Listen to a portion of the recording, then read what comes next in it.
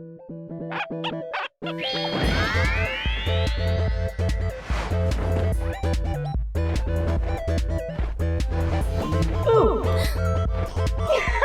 Chubbicorn.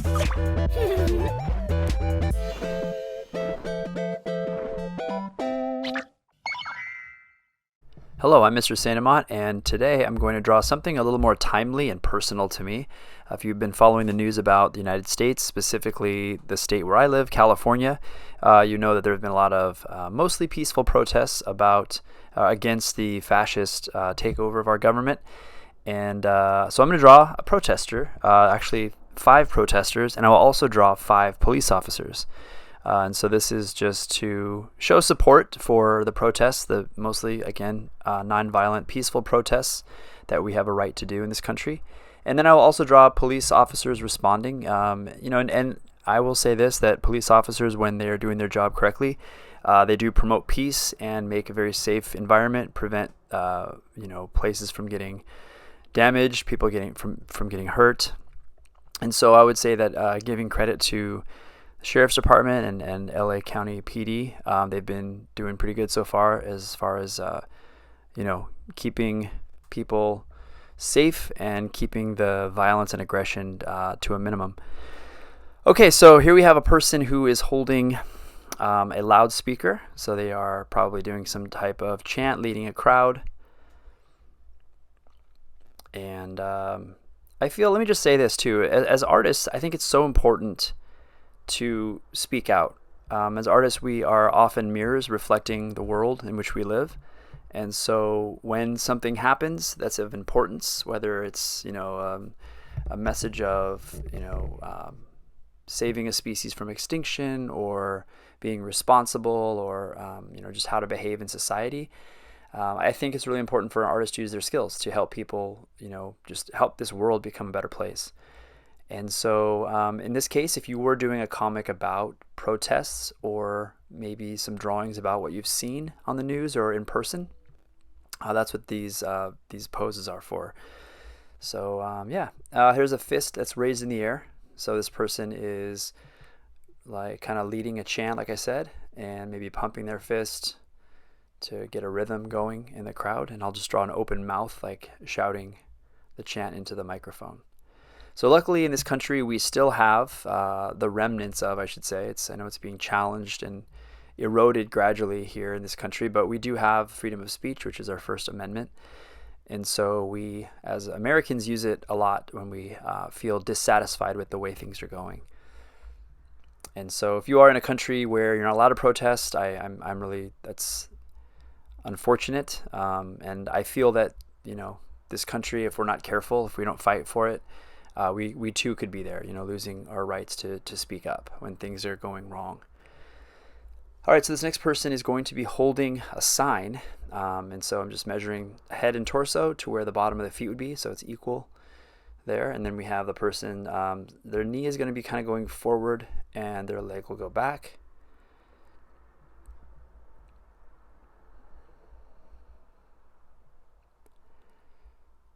And then their leg is stepping forward like a straight step there.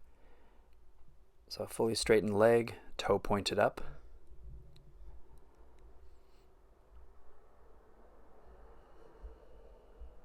And then I'll draw the fists first.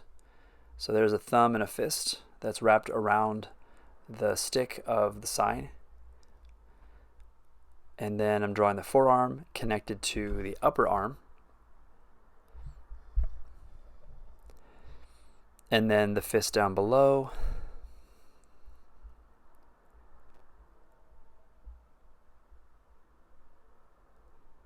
And so I'm just lining up. The sign is going to be in front of the person's head.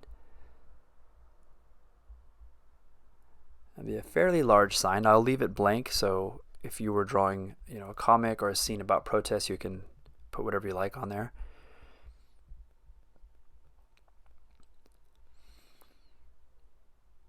And then a little cheekbone there. And pretty much done, just solidifying those lines. Making the lines a bit darker and drawing some fingers in.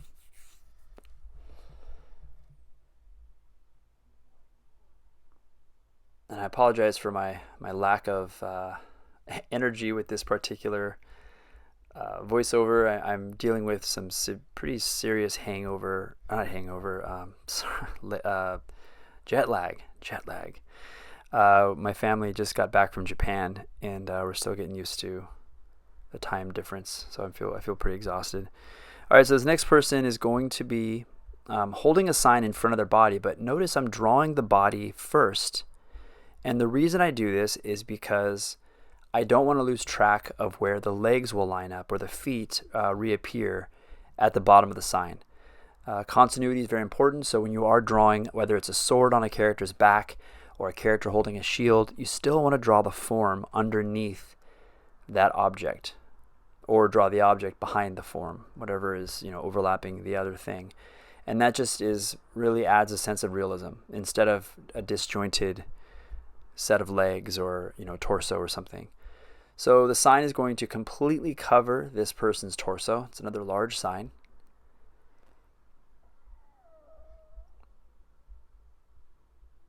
Another thing about being an artist is I've attended a few of these protests, and people always compliment my signs. It's always nice to have, when I draw caricatures of politicians and have a funny slogan, I usually get some pretty positive attention for the sign.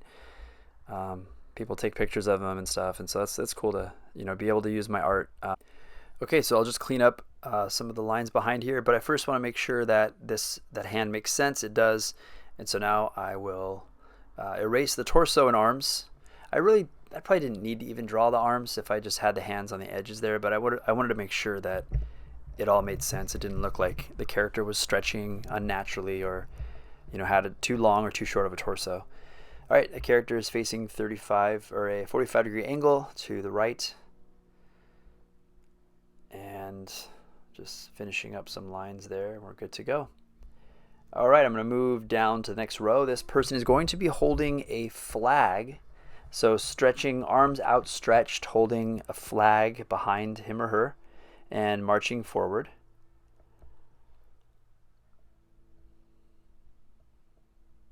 So we'll draw the torso kind of leaning forward. I'll draw the leg stepping forward here, the straight leg. And I'm almost out of space looks like I'm going to have the feet cut off a little bit. I apologize for that. But that first leg is stepping forward, and the other leg will be going behind it. And usually I do draw through the form, and I kind of did here a little bit, double checking it and just making sure that it connects, and it does. And then we'll have the arms outstretched. So I'll draw the upper segment of the arms first, just to make sure that they are the proper length. So, if you put those elbows down at the side, they should end or line up with the bottom of the rib cage. And now the forearm, which is going to be equal length from the wrist to the forearm as it is from the elbow to the shoulder. And then we have the hands. Now this is tricky because the fingers are kind of wrapped around the fabric. Sorry, you can't see that there. We have the thumb right there, and then the fingers are kind of wrapped around the fabric. They're like pinching the fabric of the flag, and then the flag is stretched straight behind the person's head, and then it drapes as the person's walking. It kind of billows and blows in the wind and folds over itself, and then I'll have it just kind of trailing, and see how I drew through the form there for some continuity, and then it kind of wavers and forms a little spike there and flips kind of back over itself before forming the bottom point there. I probably could have extended that flag width a little lower, but I think the photo that I was looking at, it did go down to the person's hips. However, my proportions are usually a bit shorter than the average person's torso. All right, just solidifying some lines here with the hands, and pretty much done. All right, so this last one for the protester side is going to be somebody holding up a flag with one hand, so dramatically holding a flag, and the flag will just kind of like descend behind the person. So they're going to be marching forward with a little bit more of a dramatic pose of the legs. So one leg is stepping forward, one leg stepping back. But you'll see what I mean with like this open pose of the position of the feet, whereas the last pose the feet were closer together. And unfortunately, I did cut off the feet. Unfortunately, I drew like a little too far down. I'm sorry. Usually I mark where the edge of the camera can see the paper. I didn't do that this time. So the feet, just trust me, there's little nubby toes or shoes down at the bottom of the foot there. This character is looking slightly up, and one arm will be down in forming a fist. This kind of looks like something you'd see at like the play Alexander, or not Alexander. I am so out of it. Hamilton. I thought of the first name and not the last name. That's jet lag for you. I blame jet lag. All right, so here he's holding the flag with one hand, and then the flag, like I said, it just kind of like billows behind the person and then folds over itself right there at the corner. And then we'll draw, it kind of like tapers behind the person there.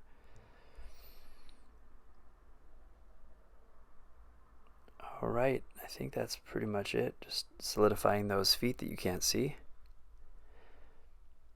There you can see a little bit of the toe there. Okay, now for the police side.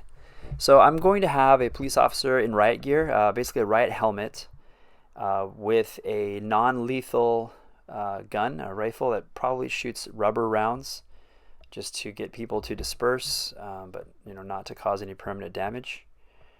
And so this person, this is actually from a pose. You can see they're leaning back. Maybe there's some recoil from the gun, and it's kind of an awkward stance. They're like look like they're a little off balance.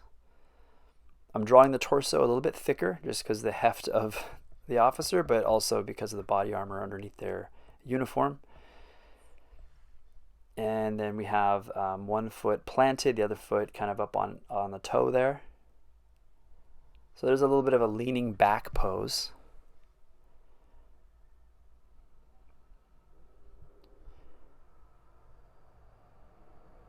And then we're going to draw, I think I started drawing where the hand is going to be pulling the trigger. I'm drawing the direction of the head. I'm kind of all over the place here. And then the little cheekbone. So there is the hand. The trigger finger is there with the knuckles that are folded. And then their arm is, elbows dipped down. And then shoulder is going to be up a little bit.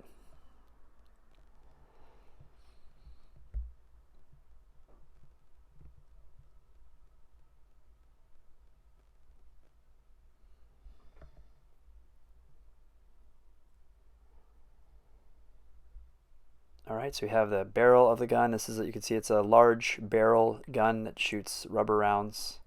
And then the officer is holding there's like a handle underneath it, I think. Maybe that's how it's just like to brace for the recoil. And now officers use this weapon when crowds are refusing to disperse. So for example, if they call for an unlawful assembly, if the protesters are blocking a significant street, they are usually warned on a loudspeaker, but if the protest is too loud, sometimes the protesters can't hear it. So a responsible police officer or police unit will warn the protesters to disperse. They may use tear gas, they may use other means. They may use mounted units on horseback, but then if they don't disperse, then they will fire these into the crowd or at particular, maybe more aggressive protesters. And so there's a gun on a gun belt, and I also have like rope, like to apprehend people if they need to. And then I'm drawing an officer now. This next one is going to be like, oftentimes they will form a line, whether that's to protect a building or to form some type of barrier or an area where they don't want protesters across. And again, I support the protesters completely. I do not support ICE. I think they're, wearing masks. I think not showing who they are, not showing a badge, I think that's really shady of them.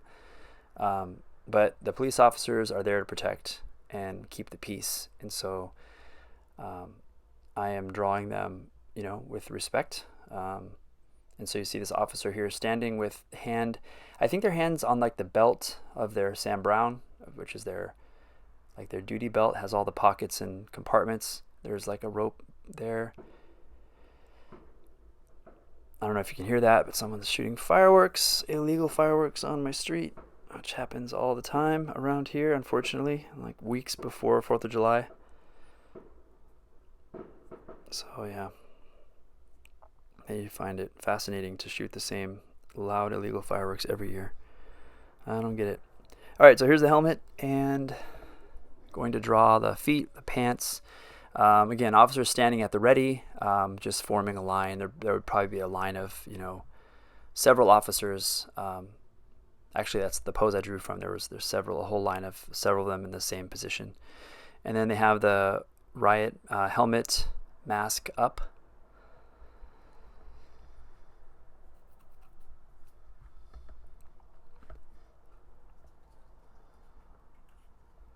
All right, next pose is going to be an officer advancing with their, I believe it's called a baton or nightstick. I think there's an official name for it.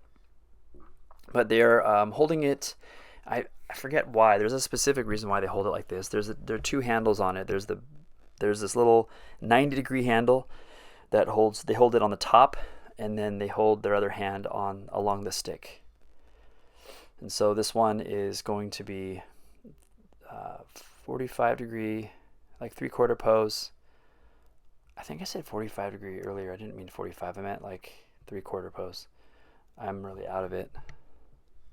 I don't want to edit this audio. I'm just going to keep it going. I don't have the energy. I'm like, after this, I'm going straight to bed after I record this, just so you know. I need sleep. All right, so that leg is going straight, toe up. And the officer is advancing.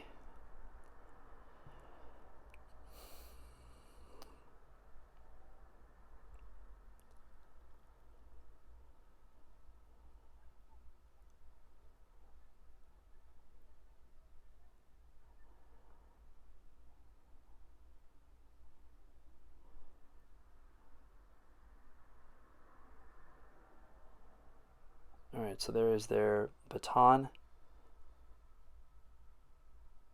And then their hand will be holding the upper handle, like the handle's facing up. So one hand is there, and elbow back, and then their shoulder.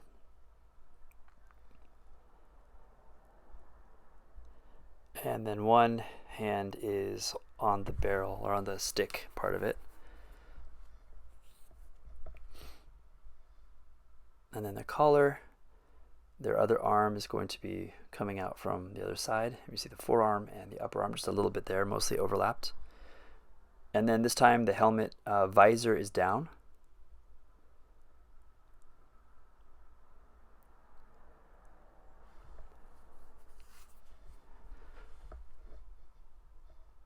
And then I'll just solidify some more lines. That's pretty much it for that one. All right, this next pose is kind of I don't know what this is. I guess they're standing with, this officer is standing with hands on his belt, and one leg is stepped forward and one leg is kind of kicked back a little bit, like it's just kind of like I don't know how to describe this. You'll see. First pose I did with the gesture line. I didn't do gesture lines at all except for this pose right here.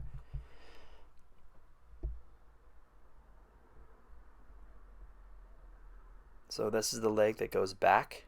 It's a little bit foreshortened. And then the leg that goes forward, you can see it's a bit longer looking because it's stepping towards us, so it's more in the foreground. And then that back leg is slightly bent at the knee, and the toe is pointed out.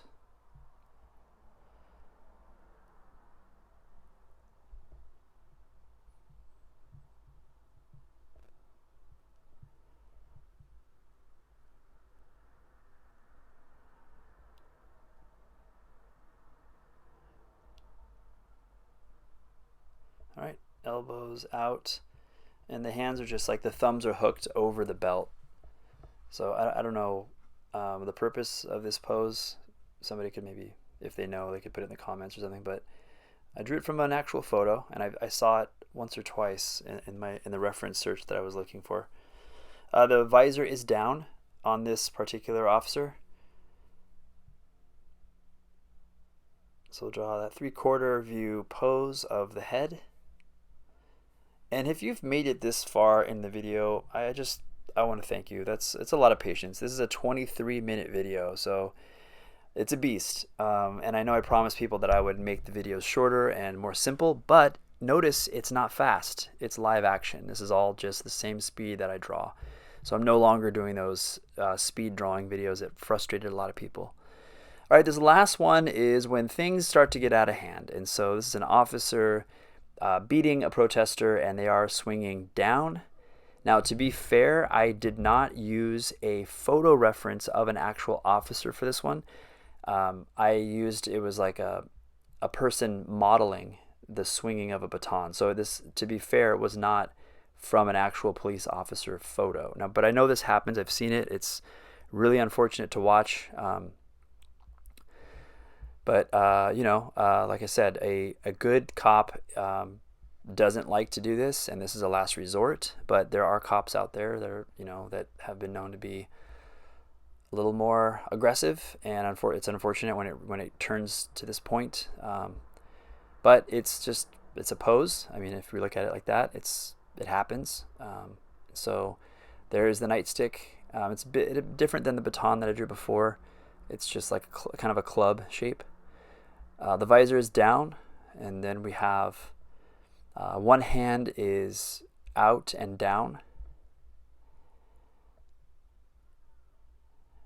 And to also be equally fair, there are also, agitators that show up to protests and are just looking for chaos and looking to escalate things. And they may not even have anything to do with the protest itself. They just see an opportunity to loot, to break things, light things on fire. And usually an officer can tell a difference between, a violent agitator and a peaceful protester. But it's unfortunate when, the agitators show up, because then it takes it to a different level. And all the people who are there peacefully are now getting tear gas shot at them and rubber bullets shot at them, and that's no fun. All right, so drawing one leg forward, one leg back, and there's the toe, and then I'll draw maybe some pant legs there, and then that's just solidifying some things, making sure that head looks a little more like it makes sense. There's a little bit of a jawline there. There's an ear tucked under the helmet. And just finishing up there. So thank you for watching this for so long. I appreciate your patience. If you've lasted this long, good for you. Let me know what you'd like to see in the future in the comments. And if you haven't yet, please subscribe. Thanks for watching.